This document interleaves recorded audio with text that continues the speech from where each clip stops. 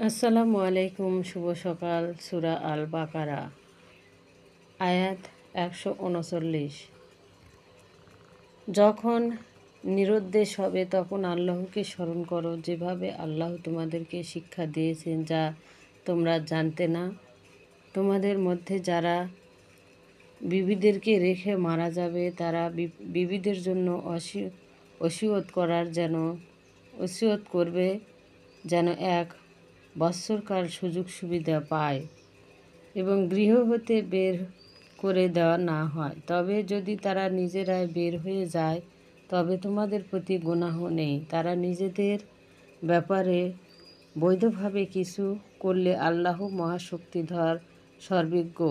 তালাকপ্রাপ্তা নারীদের সঙ্গতভাবে ভরণ পোষণ করা মুত্তাকিদের কর্তব্য। তোমাদের জন্য আল্লাহ নিজের আহকাম এমনভাবে ব্যাখ্যা করে বর্ণনা করেছেন যাতে তোমরা বুঝতে পারো। তুমি কি সেই লোকদের প্রতি লক্ষ্য করনি যারা মৃত্যুকে একবার জন্য নিজেদের ঘর থেকে হাজারে হাজারে বের হয়ে গিয়েছিল? তখন আল্লাহ তাদেরকে বললেন, তোমাদের মৃত্যু হোক। ততঃপর তাদেরকে জীবিত করে উঠালেন। নিশ্চয়ই আল্লাহ লোকদের প্রতি দয়াশীল, কিন্তু অধিকাংশ লোক শুকর করে না।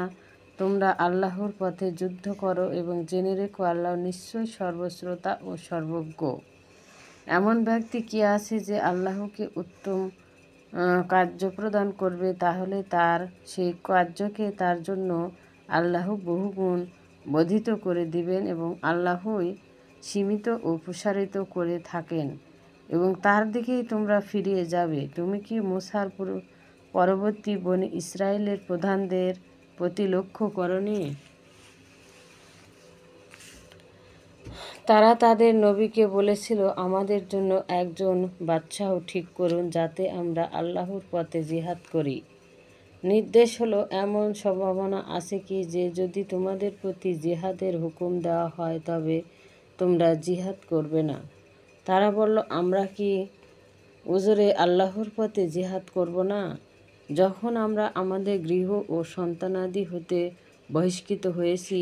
অতঃপর যখন তাদের প্রতি জিহাদের হুকুম হলো তখন তাদের অল্প সংখ্যক লোক ছাড়া সকলেই ফিরে দাঁড়ালো এবং আল্লাহ জালিমদেরকে খুব ভালোভাবে জানেন।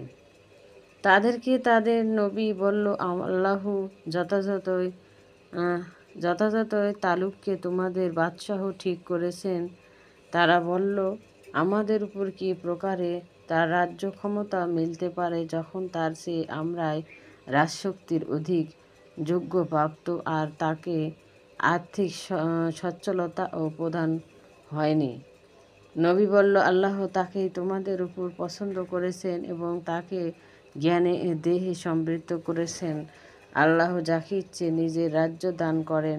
বস্তুত আল্লাহ পর্যাপ্ত দাতা ও প্রজ্ঞাময়। তাদের নবী তাদেরকে বলল, তালুতের বাদশাহ হওয়ার নির্দেশ এই যে, তোমাদের নিকট সিন্দুক আসবে যার মধ্যে তোমাদের প্রতিপালকের শান্তি বাণী রয়েছে এবং সেই অবশিষ্ট জিনিস যা মুসা ও হারুন সম্প্রদায় রেখে গেছে ওটা ফেরেশতাগণ উঠিয়ে আনবে। এতে তোমাদের জন্য নির্দেশন আছে যদি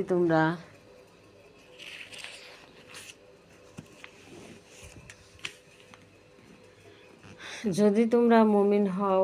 অতঃপর যখন তালুত সৈন্য সহ রওনা হলো, বলল, আল্লাহ এটাকে নদী দ্বারা তোমাদের পরীক্ষা করবেন। মূলত যে কেউ ওটার পানি পান করলে সেই ব্যক্তি আমার দলভুক্ত নয়, আর যে তা খাবে না সে নিশ্চয়ই আমার দলভুক্ত হবে। কিন্তু যে 1 অঞ্জলি পানি নিয়ে সেই আমার দলভুক্ত। অতঃপর অতি অল্প সংখ্যক ছাড়া তারা সকলেই তা থেকে পান করল। এরপর তালুত এবং তার সাথী মুমিনগণ নদী পার হয়ে বলল, আজ জালুত ও তার সৈন্যদের সাথে যুদ্ধ করার শক্তি আমাদের নেই। কিন্তু যাদের এই ধারণা ছিল যে তাদেরকে আল্লাহর সামনে হাজির হতে হবে, তারা বলল, আল্লাহর হুকুমে বহু ক্ষেত্রে ক্ষুদ্র দল বৃহৎ দলের উপর জয়যুক্ত হয়েছে। আল্লাহ ধৈর্যশীলদের সঙ্গে আছেন। যখন তারা জালুত ও তার সৈন্যদের সম্মুখীন হলো, তখন বলল, হে আমাদের প্রতিপালক, আমাদের ধৈর্য ধারণের শক্তি দান করুন এবং আমাদের পথগুলো দৃঢ় রেখো এবং কাফের দলের উপর আমাদেরকে জয়যুক্ত করো। অতঃপর তারা আল্লাহর হুকুমে তাদেরকে শত্রুদেরকে পরাজিত করল এবং দাউদ জালুতকে কতল করল এবং আল্লাহ দাউদকে রাজ্য ও হিকমত দান করলেন এবং তাকে শিক্ষা দিলেন যা ইচ্ছে যদি আল্লাহ মানব জাতির এক দলকে অন্য দল দ্বারা প্রতিহত না করতেন তাহলে পৃথিবী বিপর্যস্ত হয়ে যেত, কিন্তু আল্লাহ সর্বজগতের প্রতি কৃপালু। এসব আল্লাহর আয়াত যা আমি সঠিকভাবে তোমাদেরকে পড়িয়ে শোনাচ্ছি এবং নিশ্চয়ই তুমি রাসূলদের অন্তর্ভুক্ত। এই রসুলগণ এরূপ যে তাদের মধ্যে কাউকে অন্য কারো উপর শ্রেষ্ঠত্ব দিয়েছি, তাদের মধ্যে কেউ এমন আছে যে তাদের সাথে আল্লাহ কথা বলেছেন এবং তাদের কাউকে পদমর্যাদায় উচ্চ করেছেন। আমি মারিয়মের পুত্র ঈসাকে সুস্পষ্ট দলিল সহ প্রদান করেছি, রুহুল কুদ্দুস জিব্রাইল দ্বারা সাহায্য করেছি এবং আল্লাহ যদি ইচ্ছে করতেন তাহলে তাদের পরবর্তীরাও তাদের নিকট সুস্পষ্ট দলিল পৌঁছার পর পরস্পর যুদ্ধ বিগ্রহ করত না, কিন্তু তারা পরস্পর মতভেদ সৃষ্টি করল। তাদের কেউ কেউ ঈমান আনল এবং কেউ কেউ কুফরি করল। আল্লাহ যদি ইচ্ছে করতেন তাহলে তারা যুদ্ধ বিগ্রহ করত না, কিন্তু আল্লাহ যা ইচ্ছে করেন তাই করে থাকেন। হে ঈমানদারগণ, আমার দেয়া জীবিকা থেকে খরচ করো সেই দিন আমার পূর্বে, যেই দিন কোনো বিক্রয়, বন্ধুত্ব এবং সুপারিশ কাজে আসবে না। বস্তুত কাফিরগণই অত্যাচারী। আল্লাহ, তিনি ছাড়া সত্যিকারের কোনো উপাস্য নেই। তিনি চিরজীব, সর্বদা রক্ষণাবেক্ষণকারী। তাকে তন্দ্রা নিদ্রা স্পর্শ করে না। আকাশমণ্ডলে ভূমণ্ডলে যা কিছু আছে তারই কে সেই ব্যক্তি যে তার অনুমতি ছাড়া তার নিকট সুপারিশ করবে? তিনি লোকদের সমুদয় প্রকাশ্য ও অপ্রকাশ্য অবস্থান জানেন। পক্ষান্তরে মানুষ তার জ্ঞানের কোনো কিছুই আয়ত্ত করতে সক্ষম নয়। তিনি যে পরিমাণ ইচ্ছে করেন সেটুকু ছাড়া তার কুরসি আকাশ ও পৃথিবী পরিবেষ্টন করে আছে এবং এই দুয়ের রক্ষণাবেক্ষণ তাকে ক্লান্ত করে না। তিনি উচ্চ মর্যাদাশীল মহান দিনের মধ্যে জবরদস্তি অবকাশ নেয়।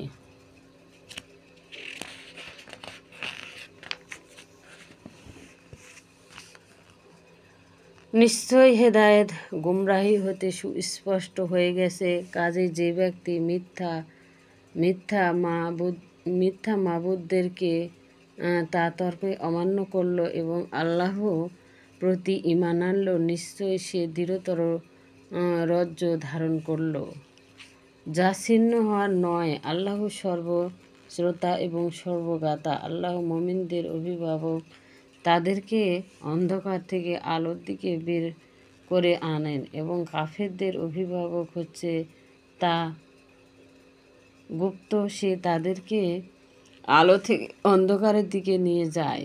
এরাই আগুনের বাসিন্দা, এরা চিরকাল সেখানে থাকবে। তুমি কি সেই ব্যক্তির ঘটনা সম্পর্কে চিন্তা করনি যে ইব্রাহিমের সঙ্গে তার প্রতিপালক সম্বন্ধে তর্ক করেছিল? যেহেতু আল্লাহ তাকে রাজত্ব দান করেছিলেন, ইব্রাহিম তাকে যখন বলল, আমার প্রতিপালক যিনি জীবিত করেন এবং মৃত্যু ঘটান, সে বলল, আমিও জীবিত করি এবং মৃত্যু ঘটাই। ইব্রাহিম বলল, আল্লাহ সূর্যকে পূর্ব দিকে থেকে উদিত করেন, তুমি তাকে পশ্চিম দিক থেকে উদিত করো। তখন সে কাফেরটি হতভম্ব হয়ে গেল। বস্তুত আল্লাহ জালেমদেরকে সুপথ দেখান না। কিংবা এমন ব্যক্তির ঘটনা সম্পর্কে তুমি কি চিন্তা করনি যে এক নগর দিয়ে এমন অবস্থায় যাচ্ছিল যে তা উজাড় অবস্থায় ছিল? সে বলল, আল্লাহ ও নগরীতে এর মৃত্যুর পরে কিভাবে জীবিত করবেন? তখন আল্লাহ তাকে 100 বছর মৃত্যু রাখলেন, তারপর তাকে জীবিত করে তুললেন। ওই জিজ্ঞেস করলেন, তুমি এই অবস্থায় কতকাল ছিলে? সে বলল, একদিন ছিলাম, কিংবা একদিনও হতেও কম। আল্লাহ বললেন, বরং তুমি 100 বছর ছিলে, অতঃপর তুমি তোমার বান্দা ও খাদ্য পানির দিকে লক্ষ্য করো, এটা পচে যায়নি। আর গাধাটার দিকে তাকিয়ে দেখো। আর এতে উদ্দেশ্য এই যে আমি তোমাকে মানুষের জন্য উদাহরণ করব। আবার তুমি হাড়গুলোর দিকে লক্ষ্য করো, আমি কিভাবে এগুলো জোড়া লাগিয়ে দিই, তারপর গোস্ত দ্বারা ঢেকে দিই। এরপর যখন তার কাছে স্পষ্ট হয়ে গেল, তখন সে বলল, এখন আমি পূর্ণ বিশ্বাস করছি যে আল্লাহই সর্ববিষয়ের সর্বশক্তিমান। যখন ইব্রাহিম বলেছিলেন, হে আমার প্রতিপালক, তুমি মৃত্যুকে কী রূপে জীবিত করবে, আমাকে দেখাও। আল্লাহ বললেন, তুমি কি বিশ্বাস করো না? সে আরজ করল, নিশ্চয়ই, তবে যাতে আমার অন্তঃকরণ স্বস্তি লাভ করে এজন্য দেখতে চায়। আল্লাহ বললেন, তাহলে 4টি পাখি নাও এবং তাদেরকে বশীভূত করো, তারপর ওদের এক এক টুকরা প্রত্যেক পাহাড়ের উপর রেখে দাও, অতঃপর সেগুলোকে ডাক দাও, তোমার নিকট দৌড়ে আসবে। জেনে রাখো যে নিশ্চয় আল্লাহ মহাপরাক্রমশালী, প্রজ্ঞাময়। যারা আল্লাহর পথে জিহাদের মাল ব্যয় করবে তাদের দানের তুলনা সেই বীজের মতো, যা থেকে 60টি বীজ জন্মেল, প্রত্যেক শীষে 100 করে দানা, এবং আল্লাহ যাকে ইচ্ছে করেন হয়ে আল্লাহ বর্ধিত হারে করিয়ে দেয় না, আর দান গ্রহীতাকে কষ্ট দেয় না। তাদের প্রতিদান তাদের প্রতিপালকের নিকট নির্ধারিত আছে, তাদেরকে কোনো ভয় নেই,